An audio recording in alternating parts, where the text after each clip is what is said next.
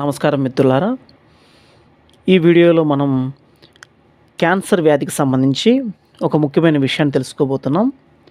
Cancer as a notifiable disease అని ఇటీవల supreme court ఇంకా క్యాన్సర్ను నోటిఫైబుల్ డిసీజ్గా ప్రకటించని 19 రాష్ట్రాలు మరియు కేంద్రపాలిత ప్రాంతాలు ఈ అంశాన్ని పరిశీలించాలని ఆదేశించింది. మన దేశంలో ప్రస్తుతం 36 రాష్ట్రాలు మరియు కేంద్రపాలిత ప్రాంతాల్లో 17 ఇప్పటికే క్యాన్సర్ను నోటిఫైబుల్ డిసీజ్గా ప్రకటించాయి.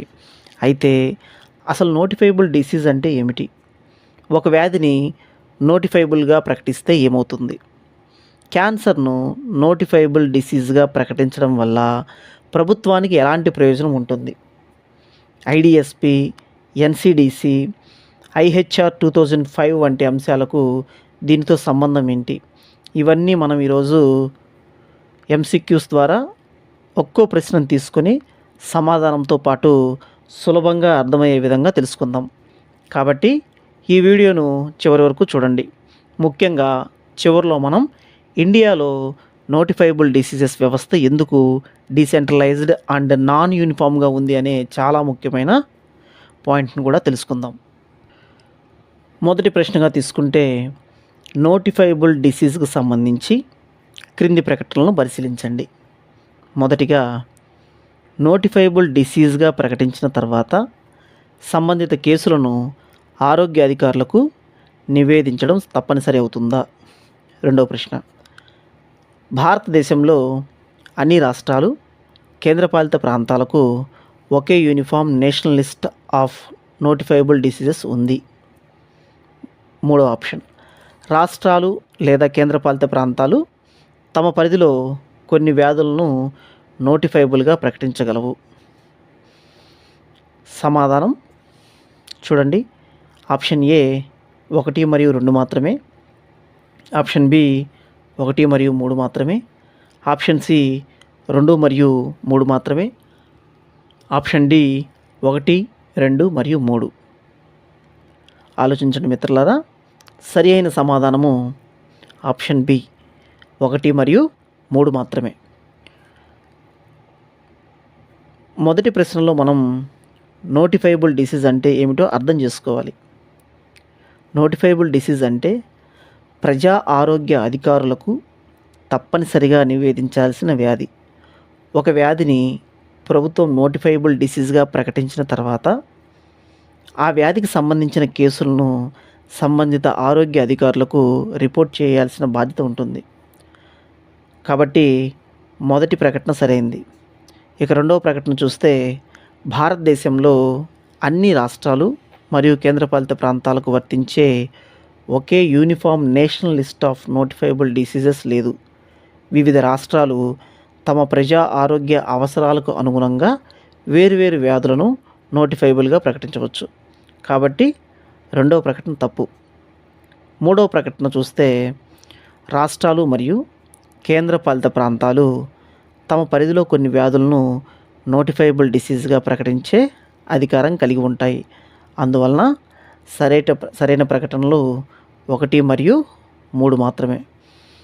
కాబట్టి మరి సరైన సమాధానము ఆప్షన్ బి. రెండవ ప్రశ్న చూసినట్లయితే, భారతదేశంలో డిసీజ్ సర్వైలెన్స్కు సంబంధించి క్రింది వాటిలో సరైనది ఏది? Option A national disaster management authority, option B integrated disease surveillance program, option C national health mission మాత్రమే, option D national medical commission. ఇక్కడ సరైన సమాధానం చూసినట్లయితే option B integrated disease surveillance program. దీన్నే షార్ట్ ఫామ్లో ఐడిఎస్పి అని కూడా అంటున్నాం.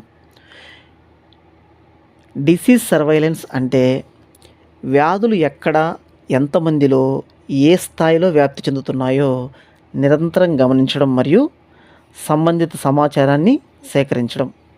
భారతదేశంలో దీనికి ముఖ్యమైన వ్యవస్థ ఈ ఇంటిగ్రేటెడ్ డిసీజ్ సర్వైలెన్స్ ప్రోగ్రామ్ అంటే ఐడిఎస్పి. ఐడిఎస్పి ద్వారా వ్యాధులపై సర్వైలెన్స్ నిర్వహించడం, అన్యూజువల్ ఇంక్రీజ్ ఇన్ డిసీజ్ కేసెస్ను గుర్తించడం, అవుట్ బ్రేక్స్ను గుర్తించి వాటిపై స్పందించడం వంటి పనులు జరుగుతాయి. ఇది national centre for disease control అంటే ఎన్సిడిసి ఆధ్వర్యంలో పనిచేస్తుంది. కాబట్టి ఇచ్చిన ఆప్షన్స్లో సరైన సమాధానము ఇంటిగ్రేటెడ్ డిసీజ్ సర్వైలెన్స్ ప్రోగ్రామ్ లేదా ఐడిఎస్పి. అందువల్ల సరైన సమాధానము ఆప్షన్ బి. మూడవ ప్రశ్న చూసినట్లయితే, ఇటీవల సుప్రీంకోర్టు క్యాన్సర్ను నోటిఫైబుల్ డిసీజ్గా ప్రకటించే అంశంపై ఎవరిని ఆదేశించింది? చూడండి మిత్రులారా, ఆప్షన్ ఏ అన్ని రాష్ట్రాలు మరియు యూనియన్ టెరిటరీలను, ఆప్షన్ బి ఇప్పటికే క్యాన్సర్ను నోటిఫై చేసిన 17 రాష్ట్రాలను మాత్రమే, ఆప్షన్ సి క్యాన్సర్ రిజిస్ట్రీ నిర్వహించే ప్రైవేట్ ఆసుపత్రులను మాత్రమే, ఆప్షన్ డి డబ్ల్యూహెచ్ఓను. ఆలోచించండి. సరైన సమాధానం ఏ, అన్ని రాష్ట్రాలు మరియు యూనియన్ టెరిటరీలను గౌరవ సుప్రీంకోర్టు వారు ఆదేశించారు. ఇటీవల సుప్రీంకోర్టు ముందు క్యాన్సర్ను నోటిఫైబుల్ డిసీజ్గా ప్రకటించాలనే అంశం వచ్చింది. ఈ అంశానికి సంబంధించిన పబ్లిక్ ఇంట్రెస్ట్ లిటిగేషన్ పిల్ను అంటే భారతదేశంలోని క్యాన్సర్ డేటా కలెక్షన్ మరియు క్యాన్సర్ సర్వైలెన్స్లో ఉన్న లోపాలను ప్రస్తావించారు.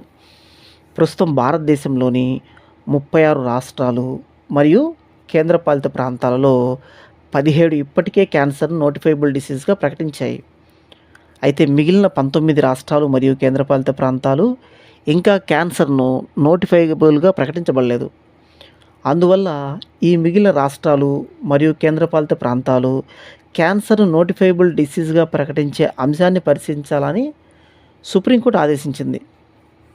ఇక్కడ ఒక ముఖ్యమైన పాయింట్ను మనం గుర్తుపెట్టుకోవాలి. 17 ఇప్పటికే నోటిఫైడ్ చేశాయి, 19 ఇంకా పరిశీలించాల్సి ఉంది. మొత్తం 36 యూనియన్ టెరిటరీస్, స్టేట్స్ మరియు యూనియన్ టెరిటరీస్ ఉన్నాయి. కాబట్టి సరైన సమాధానం ఆప్షన్ ఏ, అన్ని రాష్ట్రాలు మరియు యూనియన్ టెరిటరీస్. మరి 4వ ప్రశ్న తీసుకున్నట్లయితే, క్యాన్సర్ను నోటిఫైబుల్ డిసీజ్గా ప్రకటించడం వల్ల కలిగే ప్రధాన ప్రయోజనాలు ఏంటో కూడా తెలుసుకుందాం. ఆప్షన్ 1 అయితే క్యాన్సర్ కేసెస్పై సిస్టమాటిక్ డేటా కలెక్షన్, రెండవది వచ్చేసి డిసీజ్ సర్వైలెన్స్ మెరుగుదల, 3 ఎర్లీ డిటెక్షన్కు సహాయము, 4 ట్రీట్మెంట్ ప్లానింగ్ మెరుగుదల. చూడండి, ఆప్షన్ ఏ 1 మరియు 2 మాత్రమే, ఆప్షన్ బి 2 మరియు 3 మాత్రమే, ఆప్షన్ సి 1, 2 మరియు 3 మాత్రమే, ఆప్షన్ డి 1, 2, 3 మరియు 4. ఆలోచించండి. సరైన సమాధానము ప్రతి క్యాన్సర్ కేసు గురించి ప్రభుత్వానికి సరైన సమాచారం అందితే దేశంలో క్యాన్సర్ బర్డెన్ ఎంత ఉంది, ఏ ప్రాంతాల్లో ఎక్కువగా ఉంది, ఏ వయసు వారిలో ఎక్కువగా కనిపిస్తుంది వంటి విషయాలను మెరుగ్గా అర్థం చేసుకోవచ్చు. రెండవది డిసీజ్ సర్వైలెన్స్. క్యాన్సర్ కేసెస్ గురించి నిరంతరం సమాచారం అందడం వల్ల ప్రభుత్వం క్యాన్సర్ ట్రెండ్స్ను మానిటర్ చేయగలదు. మూడవది ఎర్లీ డిటెక్షన్. సరైన డేటా మరియు సర్వైలెన్స్ ఉంటే క్యాన్సర్ ప్యాటర్న్స్ను గుర్తించి స్క్రీనింగ్ మరియు ఎర్లీ డిటెక్షన్ ప్రోగ్రామ్స్ను మెరుగ్గా రూపొందించవచ్చు. నాలుగవది ట్రీట్మెంట్ ప్లానింగ్. ఏ ప్రాంతంలో క్యాన్సర్ కేసెస్ ఎక్కువగా ఉన్నాయో తెలుసుకుంటే అక్కడ cancer hospitals, diagnostics facilities, treatment centres మరియు ఇతర హెల్త్ కేర్ రిసోర్సెస్ను మెరుగ్గా ప్లాన్ చేయవచ్చు. కాబట్టి 4 స్టేట్మెంట్లు కూడా సరైనవే. అందువల్ల option D is the correct answer. 5వ ప్రశ్న చూసినట్లయితే, ఇంటర్నేషనల్ హెల్త్ రెగ్యులేషన్స్ 2005కు సంబంధించి సరైన ప్రకటన ఏది? ఆప్షన్ ఏ, ఇది వరల్డ్ హెల్త్ ఆర్గనైజేషన్ సభ్య దేశాలకు మాత్రమే వర్తించే non binding guidelines. Option B, ఇది అంతర్జాతీయంగా చట్టబద్ధమైన legally binding framework. Option C, ఇది కేవలం క్యాన్సర్ రిపోర్టింగ్కు మాత్రమే సంబంధించింది. ఆప్షన్ డి, ఇది కేవలం కమ్యూనికబుల్ డిసీజెస్కే వర్తిస్తుంది. సరైన సమాధానం చూసినట్లయితే ఆప్షన్ బి, ఇది అంతర్జాతీయంగా చట్టబద్ధమైన లీగల్లీ బైండింగ్ ఫ్రేమ్వర్క్. ఐహెచ్ఆర్ అనేది ప్రపంచవ్యాప్తంగా పబ్లిక్ హెల్త్ ఎమర్జెన్సీస్ మరియు ఇంటర్నేషనల్ హెల్త్ రిస్క్ను ఎదుర్కోవడానికి ఉపయోగించే అంతర్జాతీయ ఫ్రేమ్వర్క్. ఇది వరల్డ్ హెల్త్ ఆర్గనైజేషన్ లేదా WHO పరిధిలోని ఒక లీగల్లీ బైండింగ్ ఇంటర్నేషనల్ ఇన్స్ట్రుమెంట్. దీని ముఖ్య ఉద్దేశం ఏమిటంటే, ఒక దేశంలో సంభవించిన పబ్లిక్ హెల్త్ ఈవెంట్ ఇతర దేశాలకు అంతర్జాతీయంగా వ్యాపించే ప్రమాదం ఉన్నప్పుడు దాన్ని గుర్తించడం, అంచనా వేయడము మరియు అవసరమైన సందర్భాల్లో వరల్డ్ హెల్త్ ఆర్గనైజేషన్కు సమాచారం అందించడం. ఇది కేవలం క్యాన్సర్ రిపోర్టింగ్ కోసం మాత్రమే కాదు, అలాగే దీన్ని కేవలం ఒక సాధారణ నాన్ బైండింగ్ గైడ్లైన్స్గా కూడా చూడకూడదు. కాబట్టి సరైన సమాధానం option B, legally binding international framework. Next ప్రశ్నను ప్రశ్నించినట్లయితే, భారతదేశంలోని నోటిఫైబుల్ డిసీజెస్కు వ్యవస్థ గురించి ఈ ప్రకటనను పరిశీలించండి. ఇది పూర్తిగా కేంద్ర ప్రభుత్వం ఆధీనంలో ఉన్న ఏకరీతి వ్యవస్థ. రెండవది, రాష్ట్రాలు లేదా కేంద్రపాలిత ప్రాంతాలు తమ పరిధిలో వ్యాధులను నోటిఫైబుల్గా ప్రకటించగలవు. మూడవది, అందువల్ల రాష్ట్రాల మధ్య నోటిఫైడ్ డిసీజెస్ జాబితాలో తేడాలు ఉండవచ్చు. మీరు సరైన సమాధానం చూసినట్లయితే ఆప్షన్ సి 2 మరియు 3 మాత్రమే. ఎందుకంటే మొదటి స్టేట్మెంట్ ఏం చెబుతుంది, భారతదేశంలోని నోటిఫైబుల్ డిసీజెస్ వ్యవస్థ పూర్తిగా కేంద్ర ప్రభుత్వం ఆధీనంలో ఉన్న యూనిఫామ్ సిస్టమ్ అని. ఇది సరైనది కాదు. భారతదేశంలో నోటిఫైబుల్ డిసీజెస్ విషయంలో decentralised and non uniform system ఉంది. రాష్ట్రాలు మరియు కేంద్రపాలిత ప్రాంతాలు తమ పరిధిలో కొన్ని వ్యాధులను నోటిఫైబుల్గా ప్రకటించగలవు. అందువల్ల రెండవ స్టేట్మెంట్ సరైంది. మూడవ స్టేట్మెంట్ను కూడా పరిశీలించినట్లయితే, ప్రతి రాష్ట్రం తన పరిధిలో వేరువేరు వ్యాధులను నోటిఫై చేయవచ్చు. కాబట్టి ఒక రాష్ట్రంలో నోటిఫైబుల్గా ఉన్న ఒక వ్యాధి మరో రాష్ట్రంలో అదేవిధంగా నోటిఫైడ్ అయి ఉండకపోవచ్చు. India does not have one single uniform national list of notifiable diseases. అందువల్ల మొదటి స్టేట్మెంట్ తప్పు, 2 మరియు 3వ స్టేట్మెంట్ సరైనవి. కాబట్టి మన సరైన సమాధానం ఆప్షన్ సి 2 మరియు 3 మాత్రమే.